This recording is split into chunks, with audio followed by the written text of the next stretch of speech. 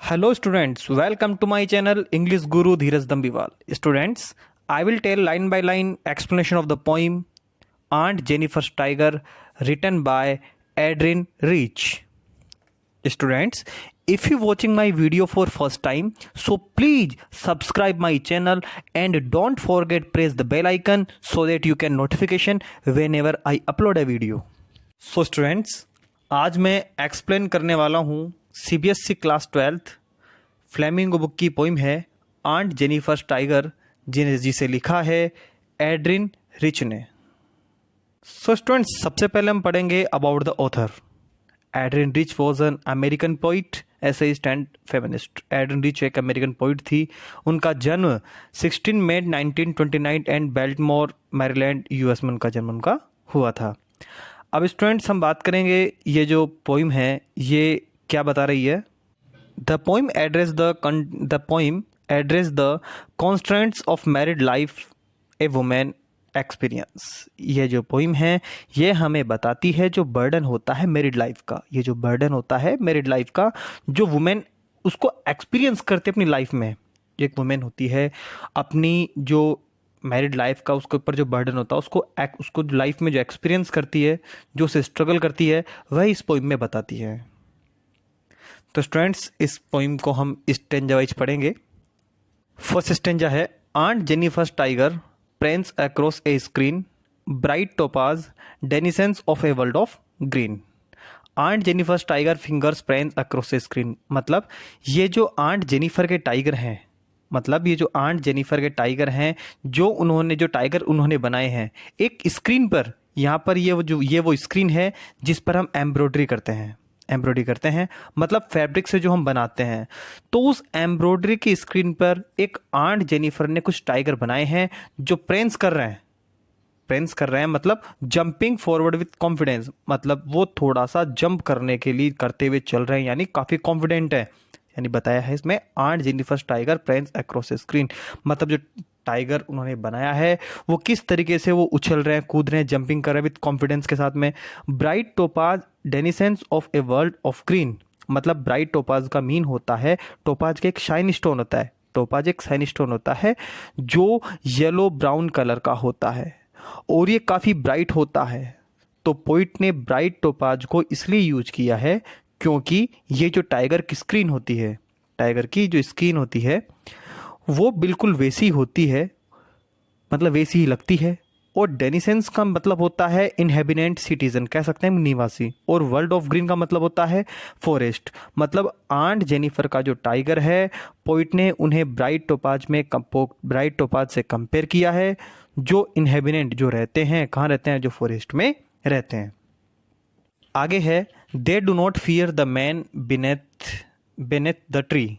तो वहाँ पर फॉरेस्ट में जो ट्रीज हैं उनके नीचे कुछ मैन खड़े हैं और मोस्टली पॉसिबली ये हंटर्स हैं, और ये जो टाइगर है उनसे बिल्कुल भी नहीं डरते हैं किसी भी मैन से, और ये काफ़ी क्या हैं, फियरलेस हैं। लास्ट लाइन बताइए इसमें स्टेंजा की, they pace in sleek chivalric certainty, और वो वहाँ से पेस करते हैं, मतलब वो वहाँ से काफ़ी तेज़ी से मूव करते हैं, और वो उनका जो वे ऑफ वॉकिंग या रनिंग होता है वो काफ़ी स्मूथ होता है। स्लीक का मतलब होता है यहाँ पर स्मूथ या एलिगेंट, वो काफ़ी एलिगेंट होता है और वहाँ से मूव करते हैं बिना किसी डर के। सिविलरिक का मतलब होता है बहुत ही ब्रेव, जैसे पुराने ज़माने में जो फाइटर्स होते थे उनको हम सिविलरिक कहते थे। ये बिल्कुल उनके जैसे ही बहुत ही ब्रेव, बहुत बहादुर हैं। और सर्टेन का मतलब होता है यहाँ कॉन्फिडेंट। तो इस लाइन में बताया गया है कि वो वहाँ से पेस करते हैं, दौड़ते हैं, मतलब उनका जो वे ऑफ वॉकिंग होता है वो स्मूथ होता है, स्लीक होता है और बहुत एलिगेंट होता है, और वो हीरोइक लगते हैं और वो काफ़ी एलिगेंट लगते हैं। तो इस पैराग्राफ में पोइट हमें आंट जेनिफर के टाइगर के बारे में बताते हैं, उनके कैरेक्टरिस्टिक के बारे में हमें बताते हैं। सेकंड स्टेंजा है, aunt Jennifer's tiger fluttering through her wool. मतलब आंट जेनिफर की जो उंगलियां हैं, जो फिंगर्स उनकी है, जब वो वूल से एम्ब्रॉयडरी का काम कर रही होती है तो उनकी फिंगर्स जो होती है वो क्या करती है, वो उनको बता रही है कि कैसे वो कांप रही है, किस तरीके से उसकी फिंगर्स उनकी कांप रही है। मतलब आंट जेनिफर की जो फिंगर्स होती है जब वो वूल में एम्ब्रॉयडरी का काम कर रही होती है तो उनकी फिंगर्स उनकी कांप रही होती है। एक कह सकते हैं उसके लाइफ के जो उसका जो लाइफ की जो एक्सपीरियंस था उस बारे में बता रहे किस तरीके से उसकी उंगलियां कांप रही है। Find even the ivory needle hard to pull. मतलब जो उस आइवरी निडल से एम्ब्रॉयडरी का काम कर रही है। आइवरी वो होते हैं जो एलिफेंट के टीथ से बनने वाले प्रोडक्ट होते हैं, उन्हें आइवरी कहा जाता है। जो ये आइवरी नीडल है जिससे वो एम्ब्रॉयडरी कर रही है, उसे खींचना भी उसके लिए बड़ा मुश्किल हो गया है क्योंकि उसके हाथ तो कांप रहे हैं। मतलब उस जिसे हम एम्ब्रॉयडरी बनाते हैं, हम उसको मतलब उसको उसको उसको आइवरी को आइवरी निडल जो थी उस निडल को उसको डाल के खींचना भी उसके लिए बड़ा मुश्किल उसको हो गया। मतलब the massive weight of uncle's wedding band sets heavily upon aunt Jennifer's hand. मतलब ये टास्क भी उनके लिए इतना टफ है क्योंकि मैसिव वेट है, जो क्या है, बर्डन है अंकल्स वेडिंग बैंड का। तो अंकल्स वेडिंग बैंड सिंबलाइज करता है उनकी मैरिज को, और वेडिंग बैंड का मतलब जो रिंग उनके हाथ में है जो ये बताता है कि ये मैरिड है, वो उनके लिए एक बर्डन है। मतलब ये टास्क उनके लिए इतना टफ है क्योंकि मैसिव वेट है, क्योंकि बहुत द बर्डन है। तो अंकल्स वेडिंग बैंड का जो अंकल्स वेडिंग बैंड किसको सिंबलाइज करता है, यहाँ उनकी मैरिज को, और वेडिंग बैंड सिंबलाइज करता है उनके हाथ में जो रिंग है, ताकि उसको कोई भी देख के तो सकते है कि मैरिड है कि अनमैरिड है। Seats heavily upon aunt Jennifer's hand. मतलब ये जो वेडिंग बैंड है, जो इसका वेट इतना हैवी नहीं है, इसका वेट है वो इतना हैवी नहीं है, ये सिंबलाइज करता है उस बर्डन को, उस खराब एक्सपीरियंस को उनकी मैरिड लाइफ में उन्होंने फेस किया है। किसने? आंट जेनिफर ने, जिनके कारण उनकी लाइफ काफ़ी ज़्यादा मिजरेबल हो गई है, जिससे वो काफ़ी इजी काम भी ठीक से नहीं कर पा रही है।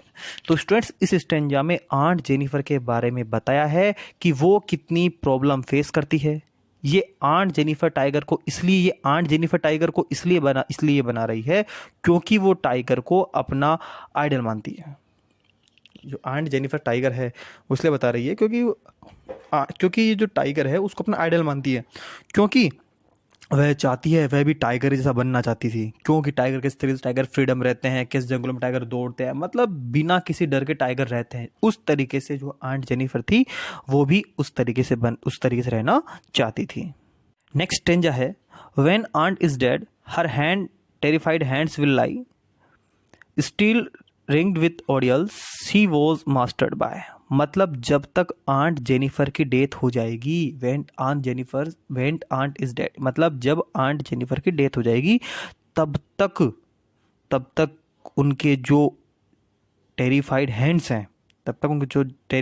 हैं जो अभी भी रैंक्ड होंगे, with ordeals she was mastered by. Ordeals का मीन क्या होता है? पेनफुल, बहुत ही अनप्लीजेंट, यानी बहुत ही खराब एक्सपीरियंस। मतलब वो अपनी पूरी लाइफ में इन्हीं खराब एक्सपीरियंस को एक्सपीरियंस करती रहेंगी, और जब तक उनकी डेथ हो जाएगी तब तक भी वो रिंग करती रहेगी, मतलब घिरी रहेगी। रिंग का मतलब घिरे रहना, तब तक वो उनसे घिरी रहेगी इन खराब एक्सपीरियंस से। सी वॉज मास्टर्ड बाय, मतलब वो जिनको कंट्रोल करते हैं, जिन्होंने कंट्रोल करते थे, मास्टर्ड करते थे, मतलब कह सकते हैं उन अंकल के बारे में। यानी उनके खराब एक्सपीरियंस से वो तब तक भी क्या रहेगी? घिरी रहेगी। यानी हम कह सकते हैं कि जब तक आंट जेनिफर कहती है जब तक वो मर जाएगी, जब तक वो उनके खराब एक्सपीरियंस से वो क्या रहेगी? वो उनसे घिरी हुई रहेगी। The tigers in the panel that she mad will go prancing proud on unfriend. मतलब जब उनकी डेथ हो जाएगी तब भी उन्होंने जो टाइगर्स बनाए हैं, जो इस पैनल पर, मतलब इस स्क्रीन पर जो एम्ब्रॉयडरी के थ्रू उन्होंने बनाए हैं, वो अभी भी प्रेंस करते रहेंगे, ऐसे ही प्राउडली चलते रहेंगे बिना किसी डर के और कॉन्फिडेंस के साथ में। तो इस पोइम के अनुसार इस पोइम के थ्रू पोइट हमें बताना चाहती है कि कुछ वुमेन्स कितने खराब एक्सपीरियंस को फेस करती है, कुछ वुमेन्स जो होती है कितने खराब एक्सपीरियंस को फेस करती है जो उनकी मैरिटल लाइफ में उनके साथ में हुआ है, कितनी पेनफुल लाइफ उनकी होती है। और यहाँ पोइम में जो हमें बताया है कि आंट जेनिफर टाइगर को अपना आइडल मानती है, वो उनके जैसा फ्री रहना चाहती है। तो स्टूडेंट्स, इसी के साथ खत्म होती है हमारी आज का वीडियो। आई होप वीडियो आपको पसंद आया होगा। सो प्लीज़, अगर आपको वीडियो अच्छा लगे तो इंग्लिश गुरु धीरज दम्बीवाल के चैनल को लाइक, सब्सक्राइब और शेयर करना